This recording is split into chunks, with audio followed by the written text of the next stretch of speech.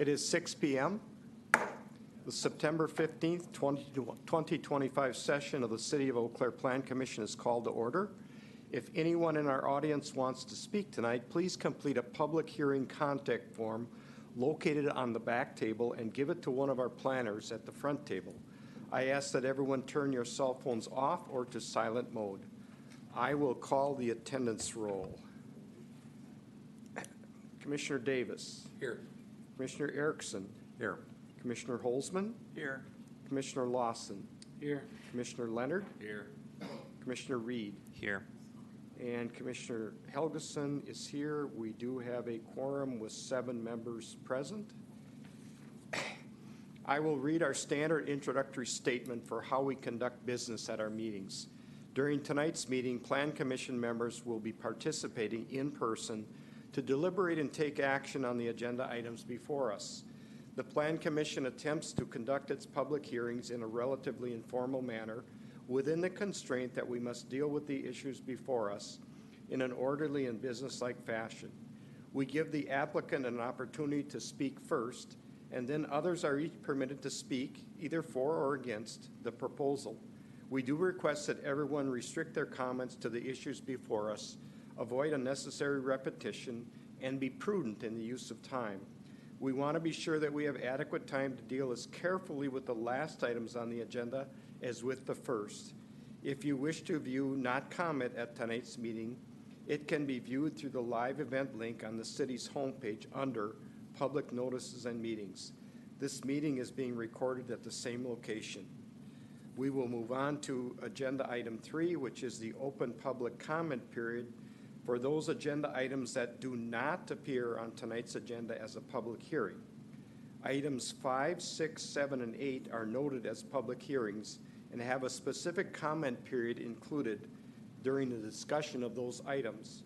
Item 10 is a discussion among commissioners only. Item 4, our consent agenda, and item 9, which are public discussions, are open for public comment at this time. Other than the applicants, is there anyone here wishing to give public comment on agenda items 4 or 9, or any other comments not related to tonight's agenda? Please come forward if you want to comment on items 4 or 9 or any other comments not on the agenda. Seeing none, we will close our open public comment period and move to agenda item 4, which is our consent agenda. Tonight, our consent agenda has one sub-item, item A, the approval of our August 18th, 2025 minutes. The entirety of the consent agenda will be acted upon by a single vote. Are there any commission members that have questions, comments, or would like to see any of the sub-items removed from the consent agenda and placed on the regular agenda? Seeing none, is there a motion to approve the consent agenda? Commissioner Leonard. I move to approve the consent agenda. Second. Motion by Commissioner Leonard, second by Commissioner Reed. Any discussion on the consent agenda, the minutes from August 18th? Seeing none, I will call the vote on the consent agenda. Commissioner Davis. Aye. Commissioner Erickson. Aye. Commissioner Holzman. Aye. Commissioner Lawson. Aye. Commissioner Leonard. Aye. Commissioner Reed. Aye. And Commissioner Helgeson votes aye. That item passes 7 votes to 0. We now move on to our regular agenda. The first item, number 5, is a public hearing.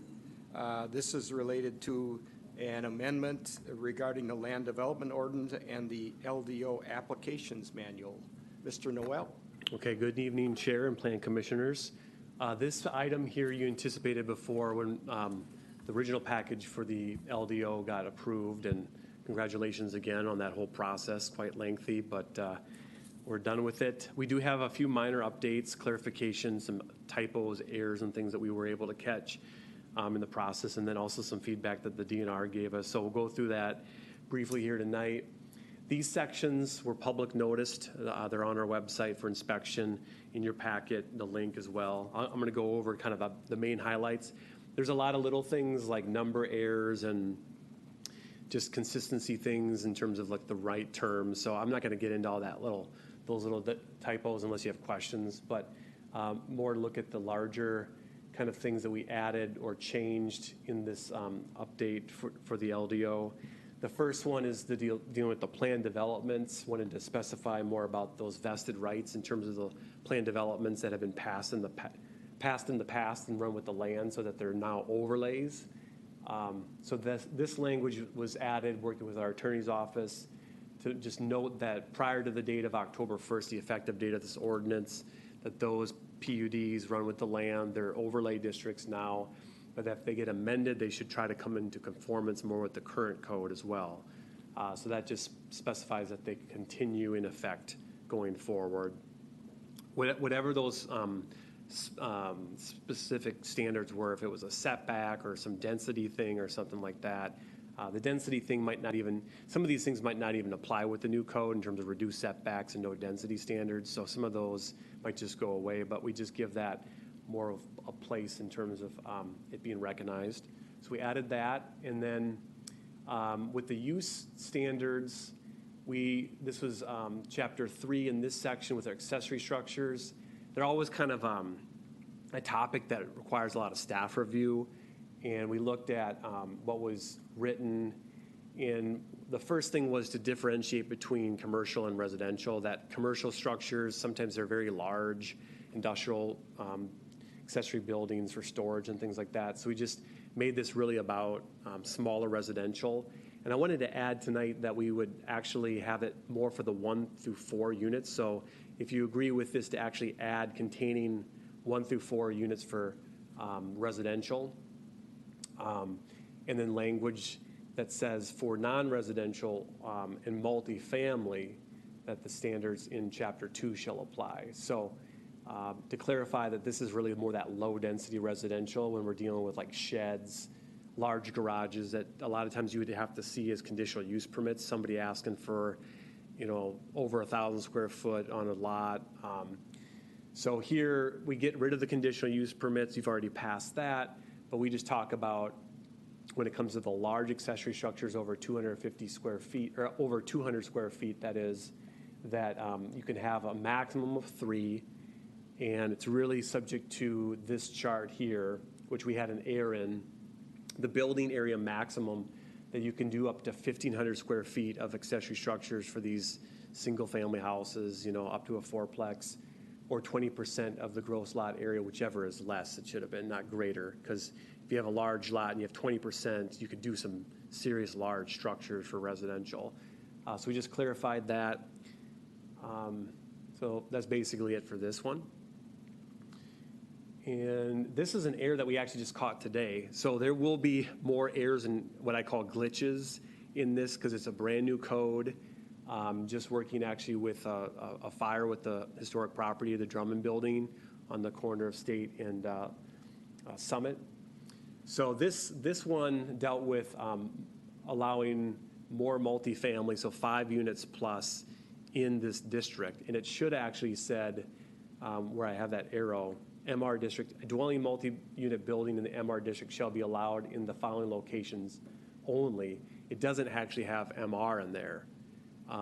So it should add with the UR, the MR. So if you make an amendment to add MR, then that would keep things consistent. We have plenty of existing situations. I think when we wrote this was more about new development, but we have plenty of situations, including the Drummond area, that there's other parcels next to it that are MR. And MR, if you remember, consolidated 2 zoning districts, R3, which has apartment buildings, and also MR, which has single family. So it really is a spectrum of housing units, and so this will help clarify that that's still allowed in terms of in an MR district when next to it. So we think that should work. Moving on, a couple other highlights. Section 5, talking to some different architects in the community. There's an example of Menominee Food Cooperative is a great one, where there's spandrel glass, and that's kind of like fake glass, but it looks the part from the street. It achieves kind of design objectives of having more of a facade with windows. And so with that one, what we just did to give more flexibility is crossed out number 1 footnote, all glazing on the principal front and street side elevation of the building shall be transparent. So by crossing that out, we'll still get primarily transparent window glazing, but it also gives that flexibility for spandrel glass that might hide, in the case of the co-op, commercial kitchen behind it. So we think that works better for just more flexibility for the design of buildings. Back to the other amendments, Chapter 10, we forgot to add a flag lot provision, which works really good for unique situations on dealing with topography or on a river lot. So we've got that language that we just basically siphoned off from our current code and added in there and made a little bit of a new specification that for residential, that it should not be less than 15 feet in width. That way you can get a driveway in there. Because of our new lot widths minimums at 30 feet, that works pretty well with that. And then also at no less than 25 feet for non-residential. So that's pretty much the same as it is now, I believe. Is it 20 or is it 25? Yeah, so a little bit larger for that. But again, allowing pole lots, flag lots to accommodate unique situations. And those stipulations have not changed. They're exactly the same as it relates to the current code. So we've just copy pasted that in from current code. So again, just an omission. And then one of the main things that we were waiting for was a floodplain final feedback on some things about the lowest floor, which is clarified in the code. So we were able to work with the DNR to get that approved or accepted. And this is just really dealing with like structures that are below the floodplain that have been removed in the floodplain flood fringe district, which is the 100-year floodplain. So if we get it removed, we can build underneath like a parking garage. And we see that a lot in the downtown, so that they're not habitable structures, but they typically have sump pumps, they're waterproofed, but this allows that per federal code. So we wanted to be consistent with FEMA's code cited there. That is pretty much it on the amendments. There's other small things. If you have any questions, happy to go through those. Just more clarification. Try to, again, stay away from policy because this is all stuff that you guys have just approved with the city council. Getting into the manual, we did clarify from our attorney's office that this does not need a resolution tonight. So if you're okay with those two amendments, I just explained the text. You don't actually have to pass that resolution in your packet related to the manual because the manual is actually cited in code. So we've got that already approved. And this is already something we already do. If you look at our homepage for applications, we list, and we'll improve this with the new code, how to apply online, and then different sort of permits. And in this case, we're gonna have more cover sheets and better checklists for the development community to use. And all that will be updated on the back end of our online system called Evolve, so that the checklists are posted there. We'll also, back on this page, we'll revise it to have sort of an accordion drop down with all these things that they can review ahead of time before they even start to upload project information to Evolve, know what's expected, prepare their plans adequately so that we can hopefully just check them off and have complete applications now that especially we're doing more site plans internally with administrative approval. So we want to guide the development community better with this manual. And this was in your packet, but here's an example of a certified survey map. Kind of like, this is like your first time preparing one of these. If maybe you haven't hired quite yet a surveyor to prepare this, what's expected in terms of process, how does it get done by staff? And then a checklist here as well. We've worked with engineering on all of this as well. So just one example. So any questions about the text amendments or the LDO manual? Questions for Mr. Noel? Commissioner Erickson. Mr. Noel, if, for instance, there's a planned unit development that's in existence now, and there were certain restrictions put on those, but the restrictions in the new code would be less, would the planned unit development still be enforced with the greater restriction? Yeah. Okay. Yep. I mean, they could amend it, say they wanted to go from 25 to 20 for a front yard setback, they could amend it, and then that would come more into greater compliance. But yeah, if it's specified in the PD, a certain setback, we have to go with that. Good, thanks for the clarification. Good Any question. further questions? If we get to a motion here tonight, is there any special wording you want, or just a motion for approval? Yeah, just the, I had highlighted it here, amend this section containing 1 through 4 units, period, for non-residential and multifamily. You could just state this as displayed by Okay. staff. You have the code reference section. Okay. Okay, that's the We'll only one. capture it in the minutes. That's the only one we need. That one and then this one we caught just today. Okay. Well, yeah, I passed it. Include MR district in this one. And subsection A, on a block or area adjoining a property in the URMR. We think that will work better. Can we just say with the 2 amendments proposed this evening or something? Yep. Okay. Any further questions?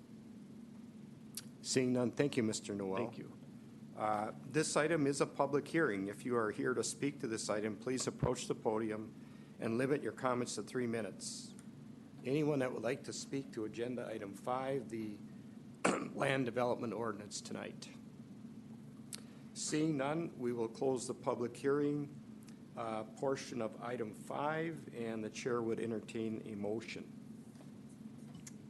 I motion to amend that which is shown on screen and previously discussed. I'll second. We have a motion by Commissioner Reed, a second by Commissioner Holzman for approval. Any further discussion on item number 5? Seeing none, I'm going to call the vote.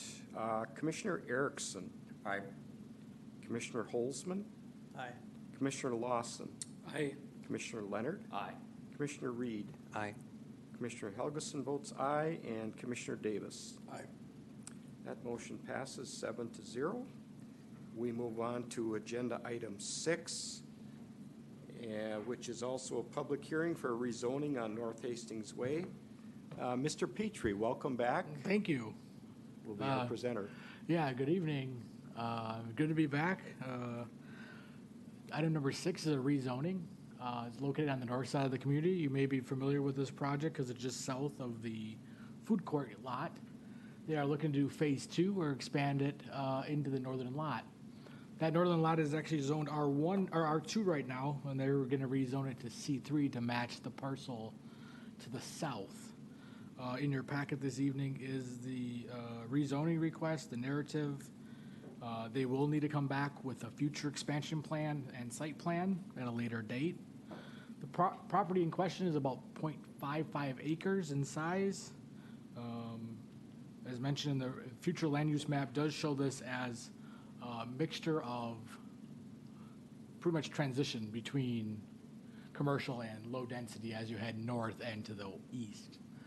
Notification map showing the 300-foot buffer of the people that were notified. The staff did not receive any calls or emails regarding this item.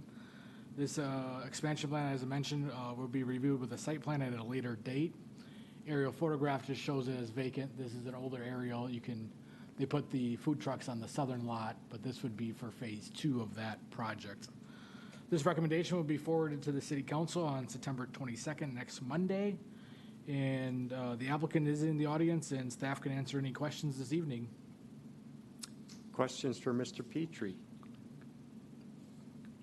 Seeing none, thank you, Mr. Petrie. Thank you. I got one. Oh, Chair. Commissioner Davis? Thank you, Chair. Mr. Petrie, thank you. Looking at the cul-de-sac bulb there, is that an easement that goes back to those corner pieces, or is that, what is that? Future- I do not know that answer. I would have to do some research and get back to you on Find out that and one. get back to me? Thank You you, put me on the spot, and I just fresh off a leave. I don't know the answer to that. Welcome But I back. will get you an answer. Well, I don't know if the applicant would know more. I know they did a certified survey map, but that was not shown on there. But we'll do some research and get back to you. Any further questions for Mr. Petrie? Commissioner Holzman? I've got a question. I understand that these food court things are popping up as a fairly common thing these days. What is the requirement for providing for bathroom facilities in a food court? Yeah, excellent question. We were dealing with this because typically a food court has provided bathrooms like porta potties or permanent bathrooms. Talking with the health department, food trucks can park there for up to a day and then need to leave and come back. So it's a temporary. And in Wisconsin, food trucks are not the most popular in the wintertime because of utilities and water and supply. But there's some other ones in the state that have indoor parking and then have restroom facilities. But maybe the applicant will know more what's coming in phase 2.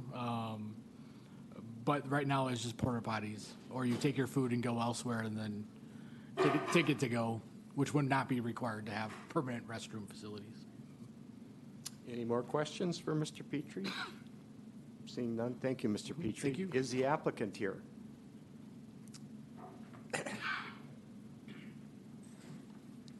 Please state your name and address and spell your last name. Excellent. Good evening, Commission members. Mark Erickson with Everyday Survey and Engineering here on behalf of The Spot on Hastings Way, Mrs. Liz Lee. Excellent questions here, and thank you, Ryan, for the introduction of this. She does have the lot south of this and has a successfully operating food truck lot right now on it. Along with what Brian had stated is true, food truck can stay there by health department standards for 1 day period and then must be removed.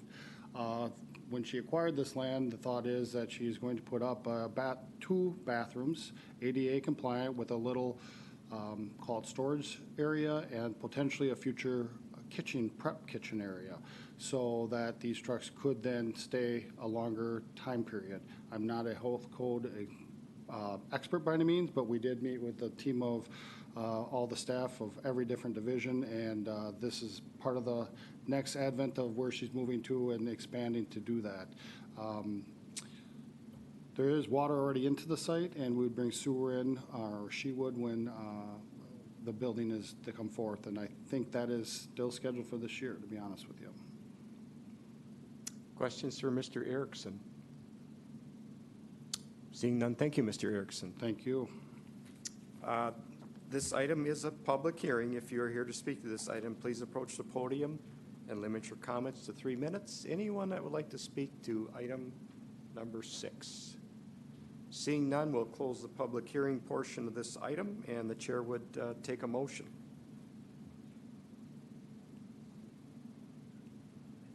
Commissioner Erickson. I move approval of this as recommended by staff. Second. Okay, we have a motion by Commissioner Erickson, seconded by Commissioner Lawson. Any further discussion on item number 6? Seeing none, I'm going to call the vote. Commissioner Holzman. Aye. Commissioner Lawson. Aye. Commissioner Leonard. Aye. Commissioner Reed. Aye. Commissioner Helgeson votes aye. Commissioner Davis. Aye. And Commissioner Erickson. Aye. This motion passes 7-0. We move on to item number 7, another public hearing and another rezoning. And Mr. Petrie will be our presenter again. Yes, number 7 is located on the northwest of the community along the Chippewa River. This property is currently zoned R1A, which is residential non-sewered. So when this area was annexed into the city, it never got the permanent zone to connect to water and sewer. The applicant this evening would like to move forward with the subdivision of land, along with also connecting to the water and sewer, which is in Old Wells Road. Notification map showing the 300-foot buffer and existing aerial. The parcel in question this evening is 5.8 acres in size. The future land use map shows this area is designated as low-density housing, which is consistent with the surrounding area, the North Crossing to the south, and then they have river frontage as well. They do have an existing easement to access the property to the east, but the property owner would like to subdivide in the future with a certified survey map that staff has seen. That would be administratively approved if the zoning is approved by council with this recommendation going forward next week for the council meeting. This area is a desired place to live along the river, and Everyday Serving Engineering is the applicant representing the property owner, Mr. Bush. With that, be happy to answer any questions, and the applicant is in the audience as well. Questions for Mr. Petrie?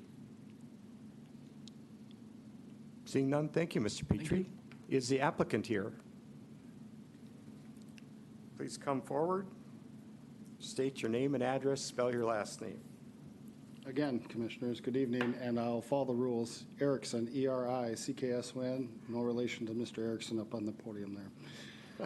Thank you for hearing this. This is a petition to take a piece of property, as Ryan so eloquently said, an R1A.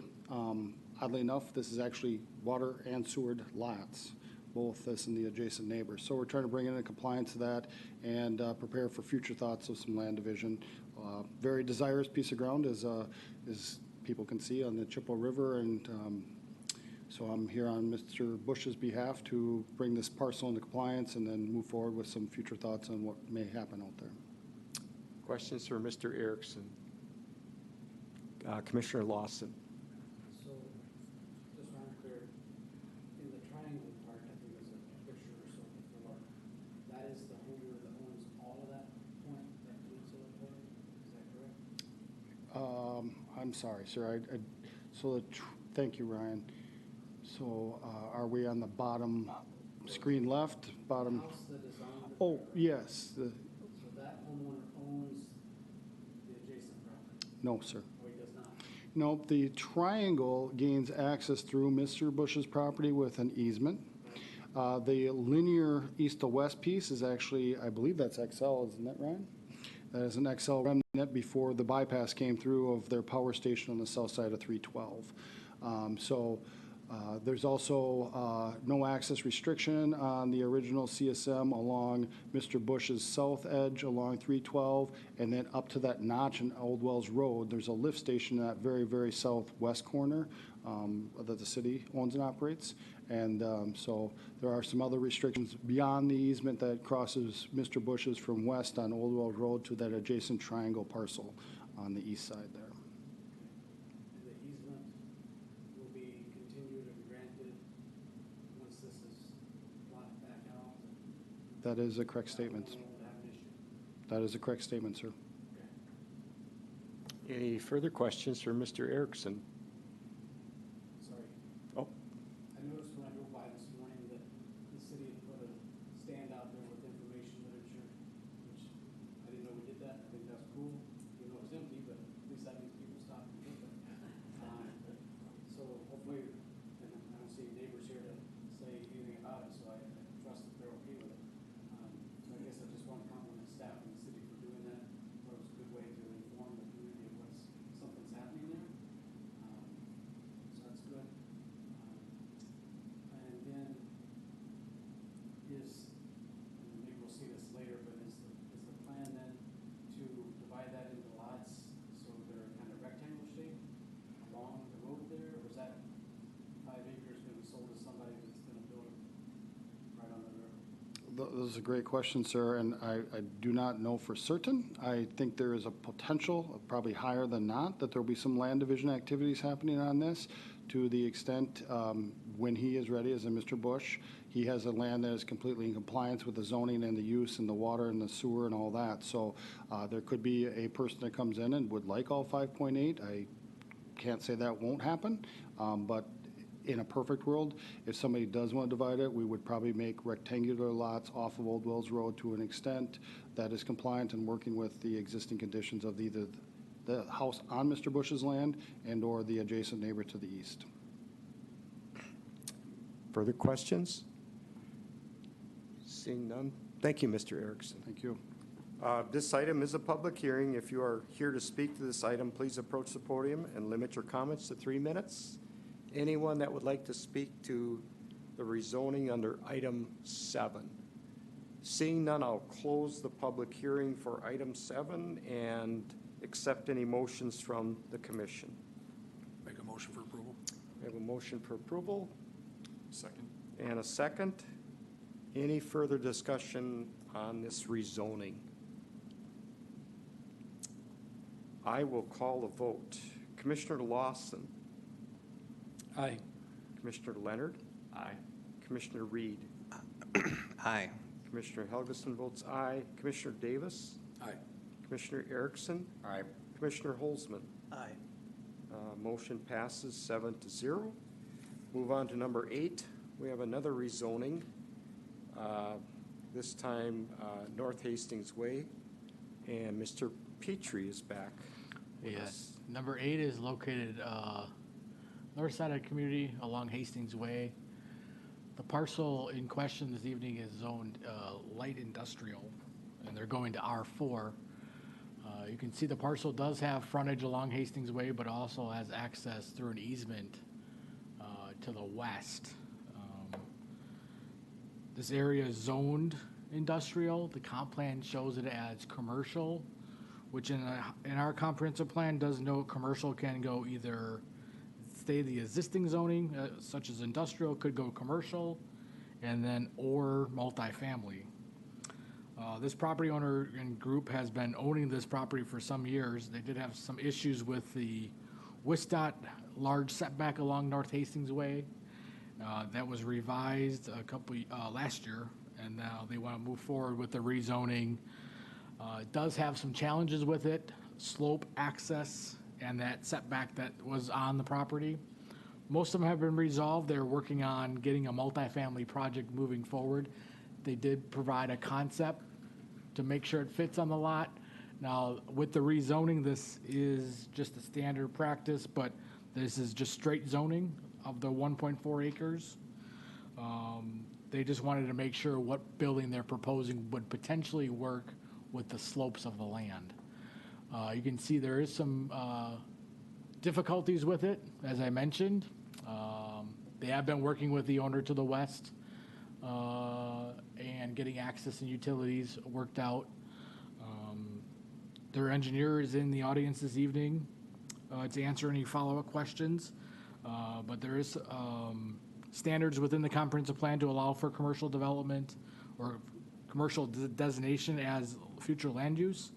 And staff thought that there's residential to the north along Jackson Street with multifamily. This property for semi-access or industrial access is challenging given the slope and the access around for deliveries or large trucks. So potentially rezoning it out of industrial or commercial and going to multifamily might be the most appropriate land use. This land has been vacant for many years. It does have frontage, like I mentioned, along the frontage road of Hastings Way, but then also to the west, and would be consistent with the development to the north.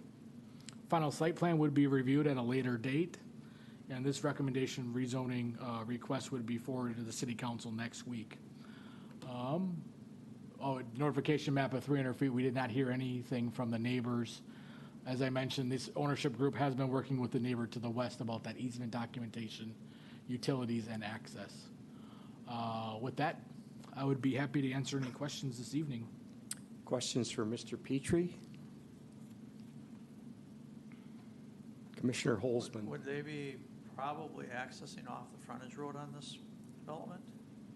Or vehicular access, or, I can't really tell. if Yeah, it's on the site plan. I think they're still working on the final plans. Potentially, I do know that they're gonna get access potentially from the west and utility access. There's no utilities on Hastings Way or the frontage road, so they do need to come from Western Avenue, which is actually in the parking lot of the animal hospital to the west. I would defer that to the applicant. I don't know if they're far enough along in the site plan to determine that. Further questions for Mr. Petrie? Seeing none, thank you, Mr. Petrie. Thank you. Is the applicant here tonight? Welcome, Mr. Erickson. No need to state anything. Thank you. You're good. Yes, thank you, Ryan, for the introduction of this. Our client, Mr. Holland, is a temporary Arizona resident right now. He has had this property for about 5 years, working very diligently with, like Ryan had stated, the neighbor to the west to especially get the utilities routed up to here. Mr. Holzman, you had a great question there. Vehicular access would be coming off of the frontage road on the east side as a whole, the predominant access. There would probably be some facet of fire safety breakaway bollards that would maybe be on the west edge in case of an emergency or situation that arises. But to keep the traffic out of the adjacent commercial land, it's a veterinarian clinic.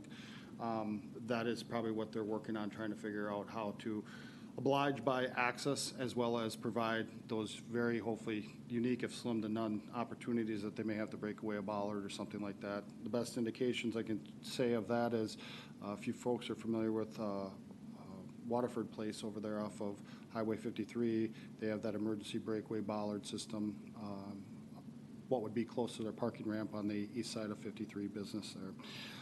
It's very compliant with, as we can see by the zoning maps, the R4 is due north of there.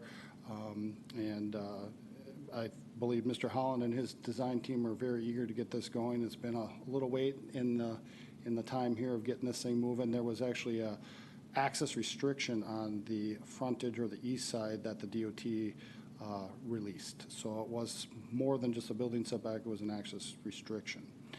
So we took care of that, like Ryan said, in 2024 when we basically CSM'd over the lot with an approval document from the DOT. Questions for Mr. Erickson?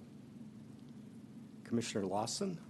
I don't know if any of you had a chance to drive by this property, but on my tour today I did. So I'm in favor of making the change because as I look at that piece of property, the challenges that you guys have had to lay that out and how you're going to get that in there, good luck. So if they can use that property for something like this, have at it and get it on the tax rolls. I'll be interested to see how that comes together in the coming year or two. Any further questions? Seeing none, thank you, Mr. Erickson. Thank you, folks. And this item is a public hearing. If you're here to speak to this item, please approach the podium and limit your comments to 3 minutes. Anyone that would like to speak on item number 8, the rezoning?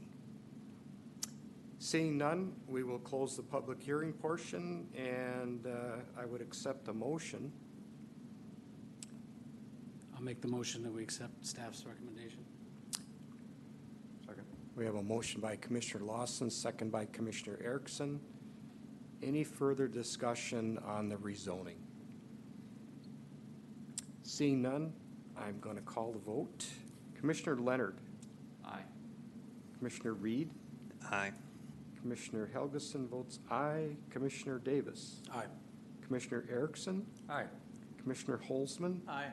Commissioner Lawson. Aye. The motion passes 7-0. We will move on to item number 9,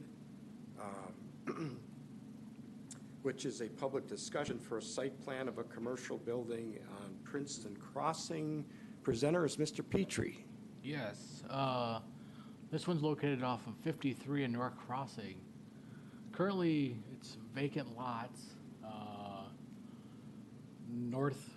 east side of the interchange. The hotels are to the north and to the east. Security Financial Bank is the applicant this evening, along with Heirs Association. This property is 3.01 acres. They're going to combine the properties into one to allow for the 2-story Security Financial Bank headquarters along with branch building. In your packet is the site plan, the building elevations narrative, and also aerial maps. The proposed certified survey map does combine it into one lot. It does allow for access lined up with the adjacent roadway, one access point into the site, and then they're building at 25,000 square feet in size. This will allow for administrative offices along with the bank branch, a community room designed for training, as well as events and community events for the bank and the community. And then they expect to break ground potentially this fall still.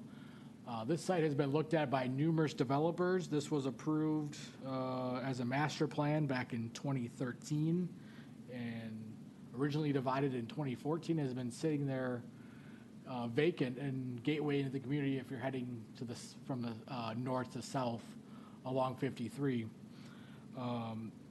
Staff has received numerous calls over the years. Most of them were quick service restaurants. When Costco went in a few years ago, we received numerous calls. But in the end, this is the site plan that's moving forward with Security Financial Bank and fits within the master plan of the neighborhood and the general development plan that was approved to allow for banks, credit unions as a permitted land use. The surrounding area has been slowly developing.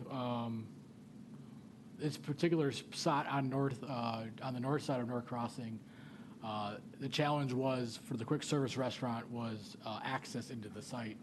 Especially if you're heading southbound, you would have to exit, go through 2 stoplights and a roundabout, which makes it more challenging. There is some lots still available in the development and potentially, hopefully in the future, would be developed per the master plan. Also in your packet is noting the parking requirements. They are asking for additional parking because of the larger events and training. And if they have community events, street parking is pretty tight here. You'll see on the aerial photograph, it is a challenge, and most of the individuals should be parking on site for their events. And there would be no parking on North Crossing, obviously, but Princeton Crossing would have limited parking. Also in your packet is the landscape design, which is hand sketched. We usually don't see this advanced, but this is done by the landscaper, so this will be what the plantings would be. Lighting plan that has been submitted through wall packs and street lighting or parking lot lighting.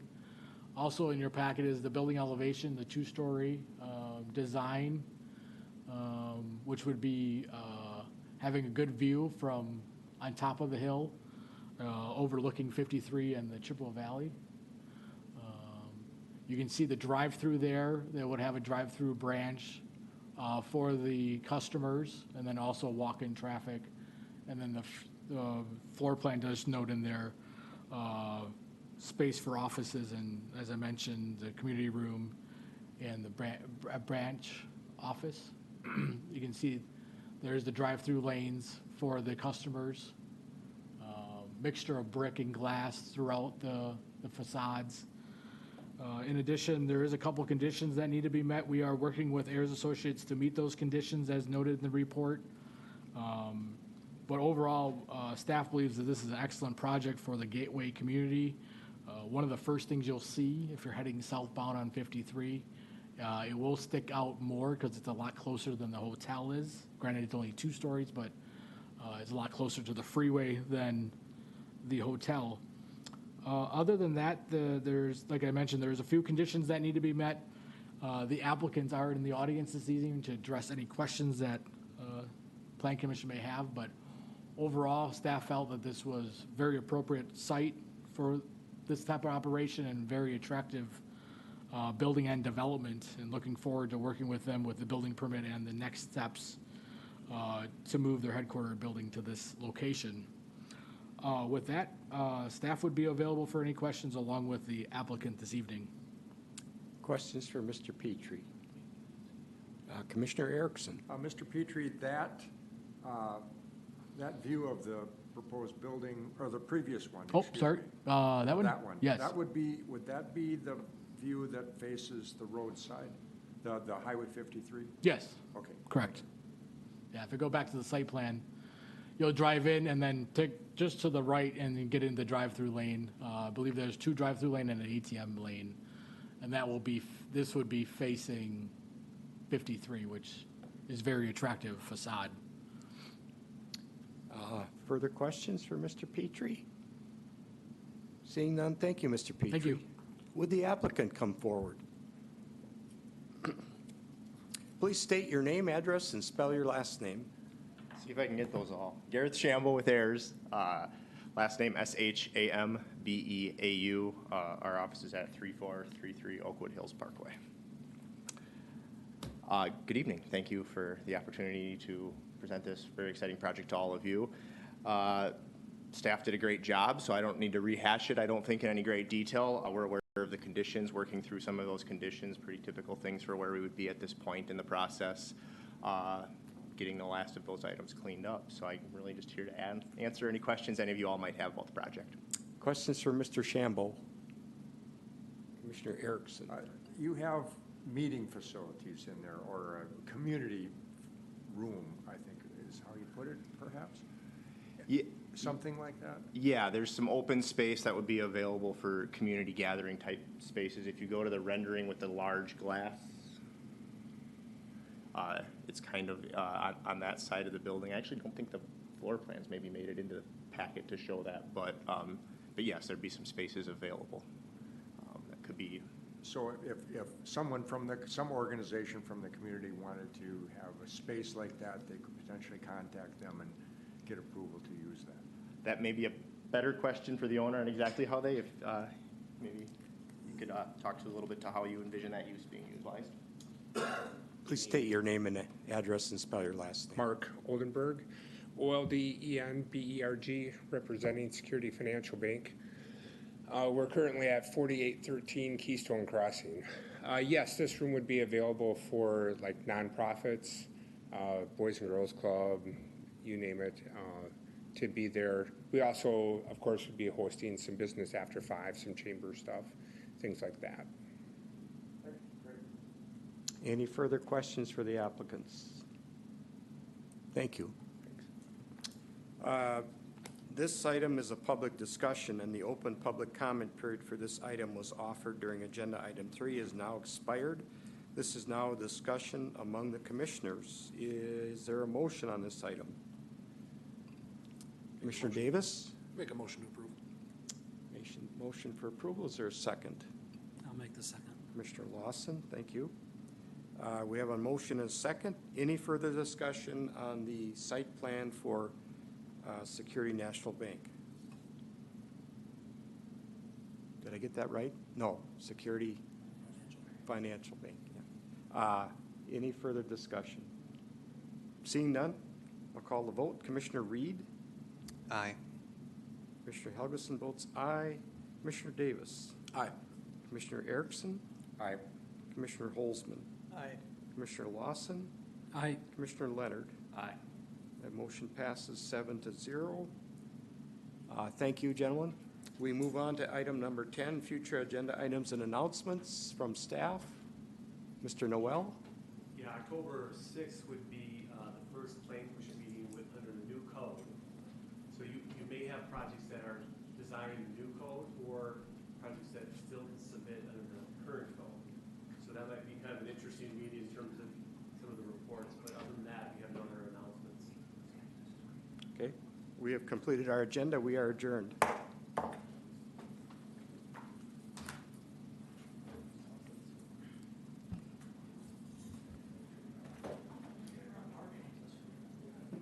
Well, you never know, right?